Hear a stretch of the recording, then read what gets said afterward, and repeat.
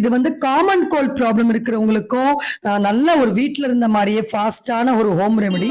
அதே போல காஃபு, கோல்டு, நம்ம சொன்ன மாதிரி பிரீத்திங் சம்பந்தப்பட்ட, ஆஸ்மா சம்பந்தப்பட்ட அனைத்து பிரச்சனைக்கும் இது ஒரு தீர்வு. குழந்தைகள் கூட இன்னைக்கு நெபுலைசர் யூஸ் பண்றாங்க. ஸோ அவங்களுக்கும் இது ஒரு எஃபெக்டிவான ரெமெடியா இருக்கும். 4 வயசுல இருந்து குழந்தைகள் தாராளமா இந்த யோகாஸ்லாம் பண்ணலாம்.